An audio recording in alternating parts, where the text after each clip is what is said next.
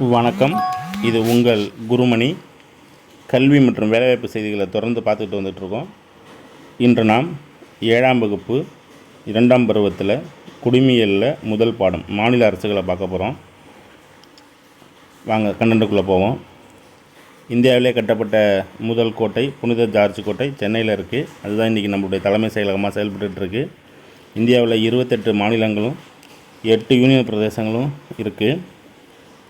இந்தியாவில் 2 வகையான அரசாங்கம் இருக்குது. ஒன்று புதுடெல்லியை தலைமையிடமாக கொண்ட மைய அரசு, மற்றொன்று அந்தந்த மாநிலங்களில் செயல்படக்கூடிய மாநில அரசு. மைய அரசும் மாநில அரசுகளுக்கிடையே அதிகாரங்கள் பகிர்ந்தளிக்கப்பட்டிருக்கு, அதாவது பங்கிடப்பட்டிருக்கு. இந்த மாதிரி அதிகார பங்கீட்டை தான் நம்ம கூட்டாட்சி அப்படின்னு சொல்கிறோம். அப்போ இந்தியா ஒரு கூட்டாட்சி அப்படிங்கிறது அடுத்தடுத்த பாடங்களில் விளக்கம் தருவோம். இந்த புத்தகத்தை பொறுத்த வரைக்கும் கூட்டாட்சி முறை அப்படின்னு சொல்லியிருக்காங்க, அதை மனசில் வச்சுக்குவோம். இந்தியாவை பொறுத்த வரைக்கும் நாடாளுமன்ற மக்களாட்சி, ஏற்கனவே சொல்லியிருக்கோம், மக்களாட்சியை 2ஆக பிரிக்கலாம். அதிபர் முறையாக நாடாளுமன்ற முறையான இந்தியாவில் நாடாளுமன்ற முறை வச்சுருக்கோம். மைய அரசாங்கத்துக்கு குடியரசுத் தலைவர், பிரதமர் மற்றும் அமைச்சர்கள். அதே போல் மாநில அரசாங்கத்துக்கு ஆளுநர், முதல்வர் மற்றும் அமைச்சர்கள், இவங்கெல்லாம் பொறுப்போடு இருப்பாங்க அப்படின்னு சொல்லியிருக்காங்க. மைய அரசும் மாநில அரசும் இணைந்து தான் செயல்படணும். சட்டமன்ற உறுப்பினர்களை இந்தியாவில் நியமிக்க முடியாது. அவர்கள் பொதுமக்களால் தேர்தல் மூலம் தேர்ந்தெடுக்கப்படுவாங்க. தேர்தல் நடத்துகிறதுக்கும் கண்காணிக்கிறதுக்கும் இந்திய தேர்தல் ஆணையம் அப்படின்னு ஒன்று இருக்குது. அது ஒரு முக்கியமான பணி, தேர்தல் நடத்துகிறது தான். தேர்தல் முடிவுகளுக்கு வந்த பிறகு எந்த கட்சி நிறையா எண்ணிக்கையில் ஜெயிச்சிருக்கோ அதான் பெரும்பான்மை கட்சின்னு சொல்ல போகிறோம். அந்த கட்சியை தான் ஆளுநர் ஆட்சி அமைக்கிறதுக்கு கூப்பிடுவார். மாநில அரசு அவர் தலைமையில் தான் அமைக்கும். அடுத்து பார்த்திங்கன்னா ஆளுங்கட்சிக்கு அடுத்து, இந்த கட்சிக்கு பேர் ஆளுங்கட்சின்னு பேர். ஆளுங்கட்சிக்கு அடுத்து அதிக எண்ணிக்கையை கொண்ட கட்சி பிரதான எதிர்க்கட்சி அப்படின்னு சொல்லுவாங்க. குடியரசுத் தலைவரால் 5 ஆண்டுகளுக்கு ஒரு முறை ஆளுநர் நியமிக்கப்படுவார். ஆளுநரோட வேலை பெரும்பான்மை கட்சி பெற்ற கட்சி தலைவரை முதலமைச்சராக நியமிப்பார். முதலமைச்சரும் ஆளுநரும் முதலமைச்சருடன் கலந்து ஆலோசித்த பிறகு முதலமைச்சர் லிஸ்ட்லேருந்து மந்திரி சபையை முதலமைச்சர் உருவாக்குவார். அதுக்கு பதவி பிரமாணம் செய்து வைப்பவர் ஆளுநர் தான். மந்திரி சபையோட வாழ்நாள் 5 ஆண்டுகள். ஆளுநராக இருக்கணும்னா இந்திய குடிமகனாக இருக்கணும், 35 வயது நிரம்பியராக இருக்கணும், வாழ்வில் சிறந்த நிலையில் இருக்க வேண்டும், எந்தவித வருமானம் தரும் பதவியிலும் இருக்கக்கூடாது. அதே மாதிரி முதல்வராக இருக்கணும்னா 25 வயசு நிரம்பியராக இருக்கணும். சட்டமன்ற உறுப்பினராக இருக்கணும், அவருக்கு 25 வயசு. அதாவது சட்டமன்ற உறுப்பினராகிறதுக்கு வயது 25. சப்போஸ் அந்த மாநில சட்ட மேலவையிலேருந்து வரதாக இருந்தால் 30 வயசு. ஸோ அதை பார்த்துக்கணும். சில மாநிலங்களில் சட்ட மேலவை உண்டு. சட்ட மேலவையிலேருந்து முதல்வர் வந்தால் 30 வயசு நிரம்பியிருக்கணும். சட்டமன்றத்திலேருந்து வரதாக இருந்தால் 25 வயசு நிரம்பியிருக்கணும். கேள்வியை பார்த்துட்டு தான் நம்ம பதில் சொல்ல முடியும். வழக்கமாக ஒரு மாநிலங்களில் சட்டமன்றம், சட்ட மேலவைன்னு 2 இருக்கும். தமிழகத்தை பொறுத்த வரைக்கும் சட்ட மேலவை இல்லை. அதனால் நம்ம ஊர் ஓரவை சட்டமன்றம். சில மாநிலங்களில் 2 இருந்துச்சுன்னா ஈரவை சட்டமன்றம்னு சொல்கிறோம். இதில் கீழவை உறுப்பினர் தான் சட்டமன்ற உறுப்பினர், எம்எல்ஏன்னு சொல்ல போகிறோம். அவங்க நேரடியாக மக்களால் தேர்ந்தெடுக்கப்படுவாங்க. மேலவை உறுப்பினர்கள் எம்எல்சின்னு சொல்லணும். அவங்க மக்களால் தேர்ந்தெடுக்கப்பட போகிறதில்ல. அவங்க மறைமுக தேர்தல் அப்படின்னு சொல்லியிருக்காங்க. ரைட். ஆளுநரோட பணிகளை பார்ப்போம். மாநில சட்டமன்றத்தின் ஒருங்கிணைந்த பகுதி ஆளுநர்.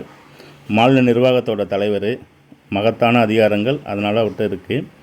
மாநில அரசத்தோட அனைத்து நிர்வாக நடவடிக்கைகளும் ஆளுநர் பெயரால் தான் நடைபெறணும். பல்கலைக்கழகங்களுக்கான வேந்தரை ஆளுநர் நியமிக்கிறார்.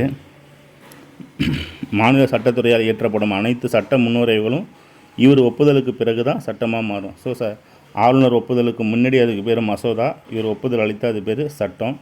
இது இல்லாமல் சில பதவிகளை அவர் அப்பாயின்மெண்ட் பண்ணுறார். தலைமை வழக்கறிஞர், மாநில பணியாளர் தேர்வாணையத்துடைய தலைவர், உறுப்பினர், மாநில தலைமை தேர்தல் ஆணையர், அரசு பல்கலைக்கழகத்தின் துணைவேந்தர். இந்த போஸ்டெல்லாம் ஆளுநர் தான் நியமிக்கிறாங்க. மாநில நிர்வாகத்தினுடைய பெயரளவுக்கான தலைவராக ஆளுநர் செயல்படுறாரு. அப்போ உண்மையான தலைவர் யார் அப்படின்னா முதலமைச்சர் தான். அடுத்து பார்த்திங்கன்னா முதலமைச்சரோட பணிகள். மாநில நிர்வாகத்தோட உண்மையான தலைவர் முதலமைச்சர் தான். முதலமைச்சர் தான் அமைச்சருக்கான இலாக்காக்களை சொல்லுவார். அமைச்சர்கள் தனிப்பட்ட முறையிலும் கூட்டாகவும் மாநில சட்டமன்றத்துக்கு பொறுப்புடையவர்கள் ஆவர். அதாவது இந்த பொறுப்பு அப்படிங்கிறது என்ன அப்படின்னா, ஒரு தனிப்பட்ட அமைச்சர் மேலே நம்பிக்கையில்லா தீர்மானம் ஜெயிச்சோம்னா ஒட்டுமொத்த அமைச்சரவையும் பதவி விலகிற மாதிரி தான் இருக்கும். அதுதான் இந்த தனி பொறுப்பு கூட்டு பொறுப்பில் வரக்கூடிய விஷயங்கள். அடுத்து முதலமைச்சர் சொல்கிற தலைமையில் கீழே தான் அந்த அமைச்சர்கள் செயல்படுவார்கள். மக்கள் நல திட்டங்களை கொள்கைகளை முதலமைச்சர் உருவாக்குவார். அரசாங்கத்தில் 3 பிரிவுகள் இருக்குது. ஒன்று சட்டமன்றம், இன்னொன்று நிர்வாகத்துறை, இன்னொன்று நீதித்துறை. சட்டமன்றம் சட்டங்களை ஏற்றுது, நிர்வாகத்துறை சட்டங்களை செயல்படுத்துது, நீதித்துறை சட்டங்களை நிலைநாட்டுது. மாநிலத்தில் நீதித்துறையை பொறுத்த வரைக்கும் மிக உயர்ந்த அமைப்புங்கிறது உயர்நீதிமன்றம் தான். சுதந்திரத்தோடு செயல்படக்கூடிய மிக உன்னதமான ஒரு பணியை உயர்நீதிமன்றம் செய்யுது.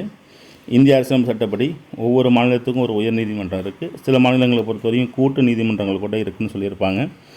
இந்த தலைமை நீதிபதி இங்கே எப்படி இருக்கும் அமைப்பு அப்படின்னா, ஒரு தலைமை நீதிபதி பிற நீதிபதிகள் இருப்பாங்க. தலைமை நீதிபதியோட அதாவது நீதிபதியோட எண்ணிக்கை எல்லா மாநிலத்துலேயும் ஒரே மாதிரி இருக்கிறதில்ல, மாநிலத்துக்கு மாநிலம் வேறுபடும். தலைமை நீதிபதியை குடியரசுத் தலைவர் நியமிக்கிறார். தலைமை நீதிபதியோட வயது தகுதி 62 வயசு வரைக்கும் அவர் அந்த பதவியில் இருப்பார். இதுக்கு கீழே மாவட்ட அளவிலான நீதிமன்றங்கள், சார்பு நீதிமன்றங்கள் இருக்குது. இவங்க மக்களுக்கு உறுதி செய்கின்றன, நீதியை உறுதி செய்கின்றனன்னு சொல்லியிருக்காங்க. ஸோ இந்த பாடம் இத்துடன் நடைபெறுகிறது. இந்த வீடியோ பிடிச்சிருந்தா ஒரு லைக் பண்ணிவிட்டு நம்ம பேஜை ஷேர் பண்ணுங்கள். அடுத்து பார்த்திங்கன்னா கொஸ்டின் உங்களுக்கு காட்டுறேன். நம்ம டிஸ்கிரிப்ஷன் பாக்ஸில் கொஸ்டின்ஸ் இருக்குது. ஸோ அந்த கொஸ்டினுக்கு ப்ளூ கலர் பாக்ஸ் இருக்கும். ஒவ்வொரு 4 ஆப்ஷன்லையும் ப்ளூ கலர் பாக்ஸ் இருக்கும். நீங்கள் எது ஆப்ஷன் சரின்னு நினைக்கிறீங்களோ அந்த ப்ளூ கலர் பாக்ஸை டிக் பண்ண கை வச்சிங்கன்னா கலர் மாறும். கடைசியாக நம்ம போயிட்டு சேவ் கொடுக்கும் பொழுது, ஃபினிஷ் கொடுக்கும் பொழுது நமக்கு என்ன வரும் அப்படின்னா, கரெக்டான ஆன்சர் நமக்கு மேலே டிஸ்பிளே ஆகணும். நீங்கள் எடுத்த மார்க்கும் உங்களுக்கு வரும். ஸோ இந்த மார்க் உங்களுக்கு வேணும்னா, அதாவது அந்த கொஸ்டின் பேப்பர் வேணும்னா நீங்கள் டவுன்லோடு பண்ணிக்கலாம். இந்த டெஸ்ட்டு நம்ம நடத்தின மெட்டீரியலும் வேணும் அப்படின்னாலும் நீங்கள் டவுன்லோட் பண்ணிக்கலாம். இந்த லிங்க்கெல்லாம் நம்ம டிஸ்கிரிப்ஷன் பாக்ஸில் இருக்குது. ஸோ அடுத்த வீடியோவில் உங்களை சந்திக்கிறோம். நன்றி.